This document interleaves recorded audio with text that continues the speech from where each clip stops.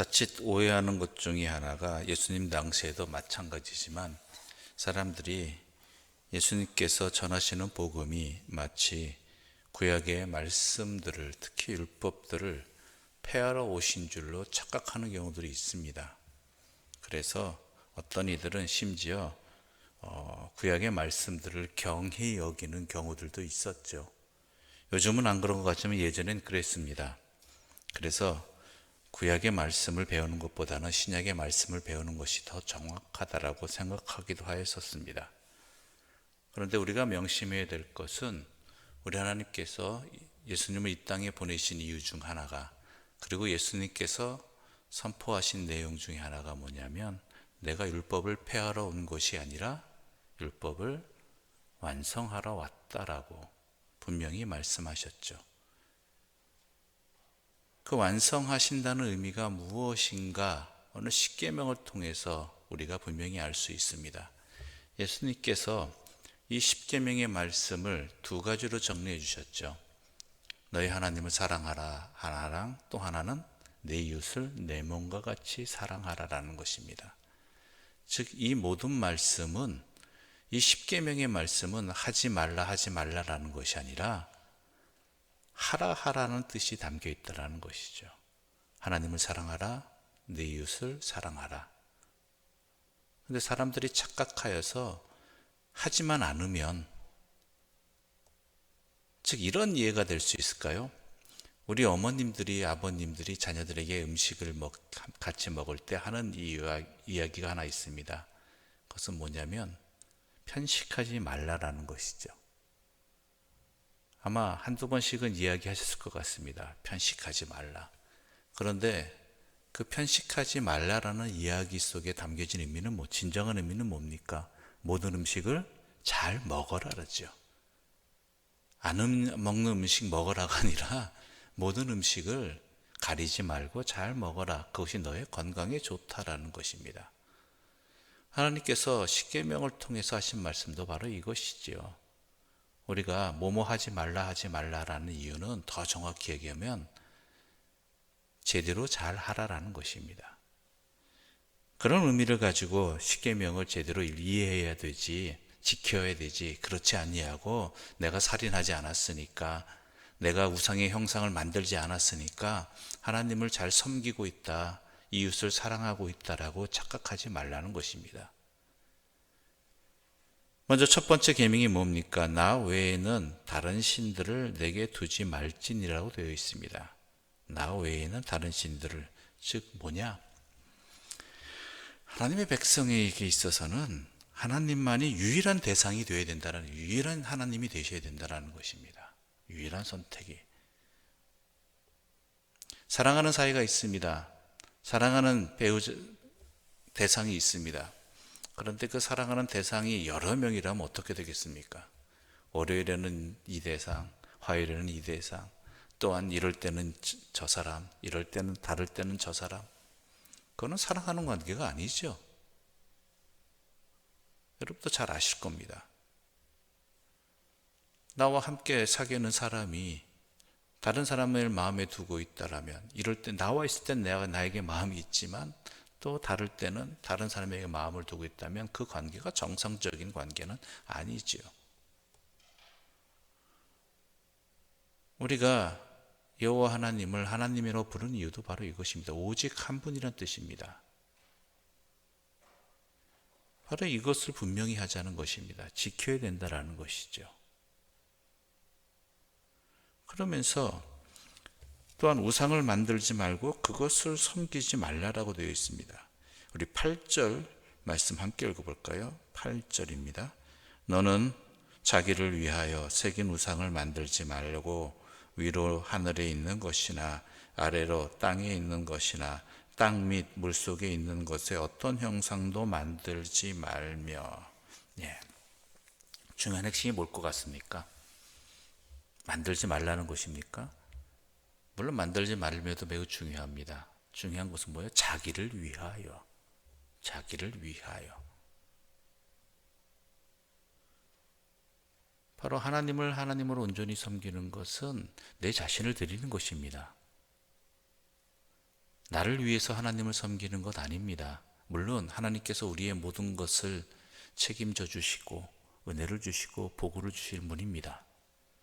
그런데 우리의 자세는 나를 위해서 하나님을 섬기는 이런 마음을 가지다 보면 자칫 잘못하면 나를 위해서 다른 신들도 만들 수 있다는 것이죠.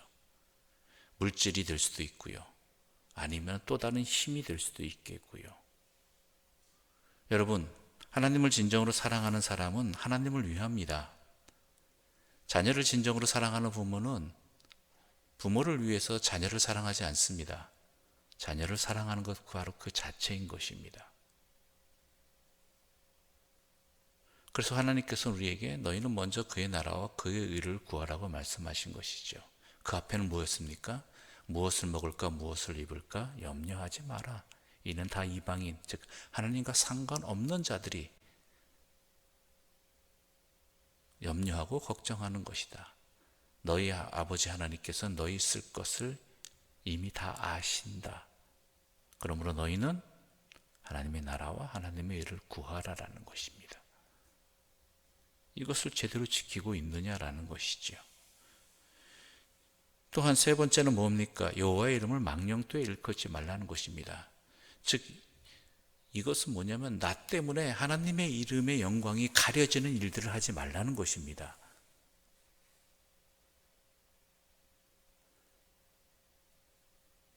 우리 자녀들에게 하는 말들이 있죠. 내 부모 이름 욕되게 하지 말라라고. 너 때문에 너의 부모 이름이 욕되게 한다면 그 얘기는 뭡니까? 가끔 어르신들이 또한 주변 사람 들은 얘기 하잖아요.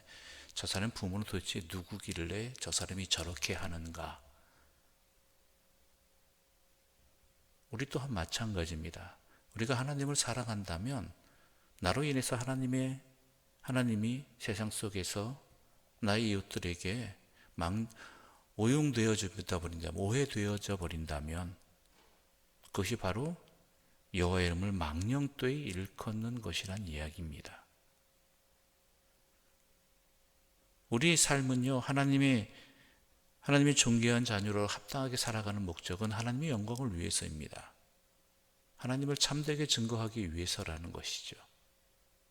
하나님이 어떤 분이신지 분명히 잘 드러내는 삶이 바로 우리가 하나님을 사랑하는 자의 삶인 것입니다. 그렇잖아요.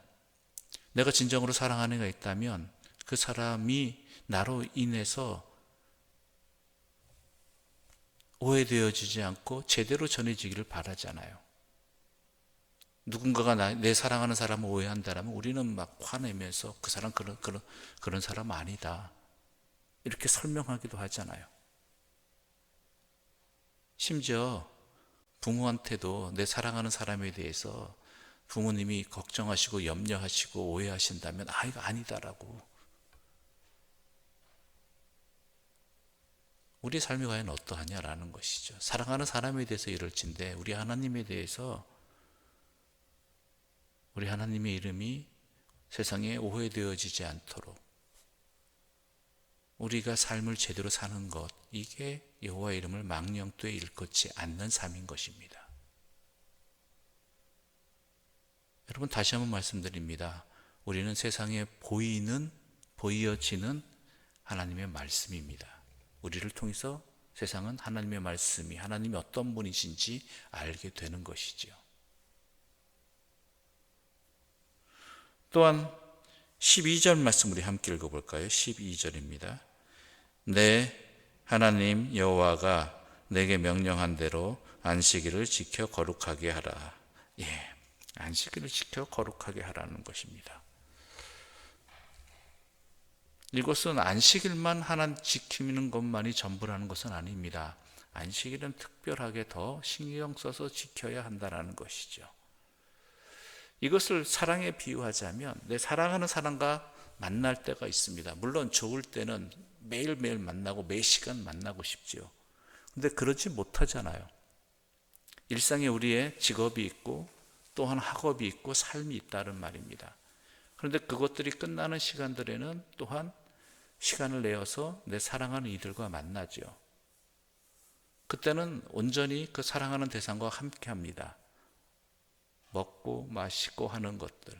그러나 다른 일들은 그때 하지 않죠. 물론 너무나 바빠서 사랑하는 사람과 만날 때 일하고 있고 또한 일에 관한 전화도 받기도 하고 업무 내용도 나누고 할 수도 있겠지만 되도록이면 그렇게 안 합니다. 온전히 그 사람에게만 집중해서 함께 먹고 마시고 다니고 데이트도 하고 그러죠. 이게 다 데이트지만요. 그러면 그때만 그 사람을 생각하고 또한 그 사람과 만나지 않을 때는 내 사랑하는 사람에 대해서 생각하지 않고 있는 것이 정상적인 관계입니까? 아닙니까? 아니잖아요. 그때도 또한 혹시나 이 일을 할 때 이 일이 내 사랑하는 사람과 관계 속에서 보게 되는 것이고, 또 일하면서 먹을 때 이 음식은 참 좋은데 내 사랑하는 사람과 함께 나중에 먹었으면 좋겠다라든지 그때를 생각하든지 이렇게 된다라는 것이죠. 마찬가지로 안식일을 기억하여 거룩하게 지키라는 것은, 그날을 온전히 하나님께 집중을 하는 것은 다른 일 가운데도 하나님의 사람으로 살아가는 그러한 훈련이 되고 경험이 되고 은혜가 되게 하기 위함입니다. 그날만 지키고 다른 날은 하나님과 상관없이 산다? 하나님을 잊어버리고 산다? 그러란 뜻 아닙니다. 제대로 그날을 하나님께 온전히 집중하는 훈련을 할 때 그 삶을 살아갈 수 있을 때에 나머지 삶의 순간에도 그 경험들과 그 은혜를 통해서 항상 하나님의 은혜 가운데 하나님을 기억하면서 그 모든 일들을 헤아리고 또한 살아가고 해내고 하는 그러한 삶이 이어질 수 있는 것입니다. 우리 하나님은 6분의 1만의 하나님, 7분의 1만의 하나님이 아닙니다.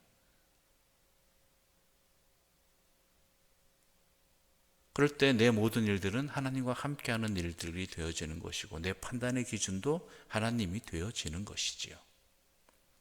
그것이 주일날 제대로 이것이 훈련되지 아니하면, 그 경험을 온전히 하지 아니하면 다른 날도 힘들기 때문에 안식일을 기억하여 거룩하게 지키라고 말씀하고 계시는 것이지요. 과연 이것을 이렇게 할 수 있는 것은 뭐예요? 하나님을 사랑하기 때문에 할 수 있는 거예요. 사랑이 식어지면 어떡합니까? 만났을 때도 다른 사람 생각하고 다른 일 생각합니다. 그럼 다른 날 안 만나는 때는 더 그러겠죠. 그러니까 내가 주일날 하나님을 온전히 생각하며 하나님과 함께 살아가는 삶을 살아가느냐 아니냐, 혹시 내가 사랑이 식어서 습관적으로 만나고 있는 것은 아니냐, 이것 또한 제대로 헤아려 볼 수 있어야 됩니다.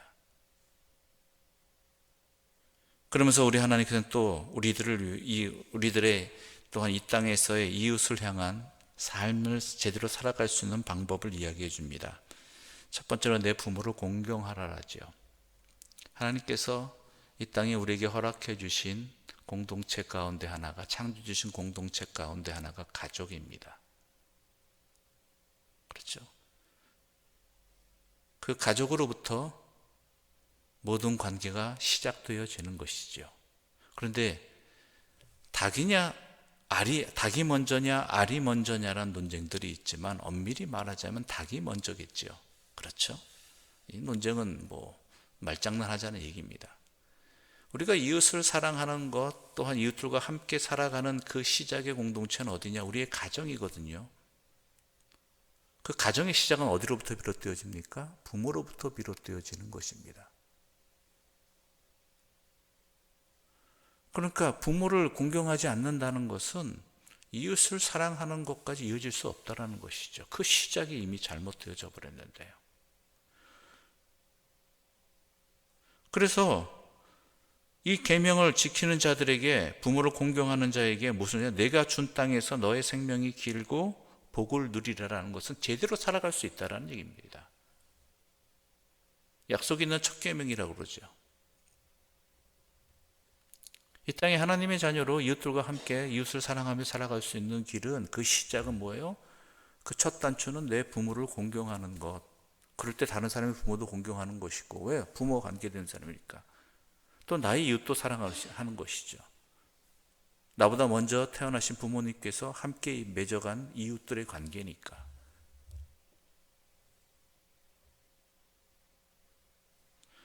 부모를 공경하지 않는다는 것은 그 가정이 깨어지는 것입니다. 그 가정의 근본을 무시하는 것입니다.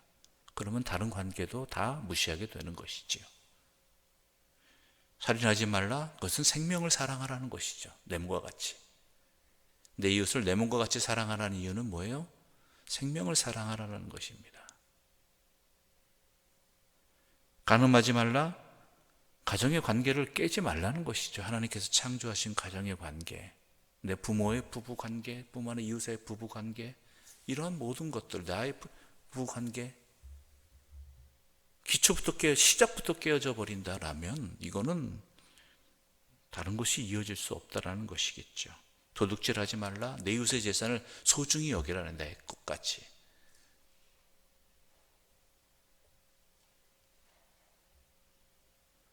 가끔 이런 안타까운 일들이 있습니다. 공공의 물건들을 너무나 가벼이 여긴다라는 것이죠. 우리들 주변에 뭐 자전거라든지 아니면 킥보드라든지 이런 것들이 쉽게 망가지는 이유, 또한 컴퓨터라는 물건도 자주 쓰게 되는데, 내가 집에서 나 혼자 쓰는 물건이랑 여러 사람이 쓰는 공공의 장소의 컴퓨터라는 물건이요, 수명이 다릅니다. 왜 그러겠습니까? 내 것은 내 것이기 때문에 아끼고 잘 보존하고 살피면서 쓰지만, 공공의 물건들은 내 것이라는 생각이 아니라 내가 사용하는 것이라는 생각만 가지고 있기 때문에 내 편한 대로 함부로 써버린다는 것이죠. 이웃들의 관계도 마찬가지죠.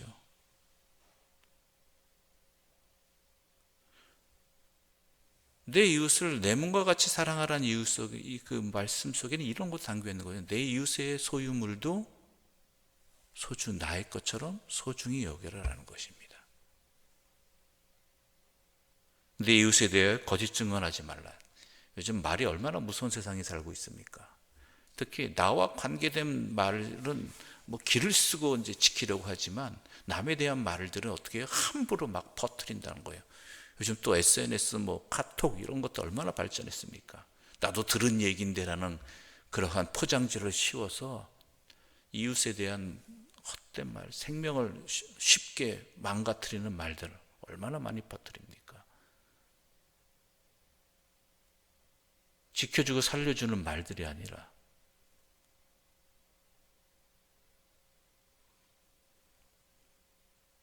우리 21절 말씀 또 읽어보겠습니다. 이웃 11절입니다. 함께 읽어보겠습니다. 내 이웃의 아내를 탐내지 말지니라. 내 이웃의 집이나 그의 밭이나 그의 남종이나 그의 여종이나 그의 소나 그의 낙이나 내 이웃의 모든 소유를 탐내지 말지니라. 사랑을 잃어버리는 가장 대표적인 마음이 뭐냐? 감정이 뭐냐? 탐심입니다. 이웃의 것을 지켜주지 못하는 것, 또한 하나님을 하나님으로서 사랑하지 못하는 것 중에 하나가 뭐예요? 앞서 얘기했죠. 자기를 위하여. 그렇죠. 이것도 탐심이거든요. 이웃의 관계도 마찬가지입니다. 탐욕, 탐심이라는 것이죠. 모든 죄악의 동기는 탐심입니다. 탐심을 이길 수 있는 방법은 사랑입니다. 사랑은 어때요? 나를 희생하게 만들어요. 내 사랑하는 사람을 위해서 아끼지 않게 만들어요. 내가 마음 덜 먹어도 내 사랑하는 사람이 먹는 게 더 잘 먹는 게 좋습니다. 내가 힘들어도 내 사랑하는 사람이 즐거워하는 게 좋습니다. 그렇지 않은 반대 감정은 뭐예요? 나를 위한 탐심이라는 것이죠.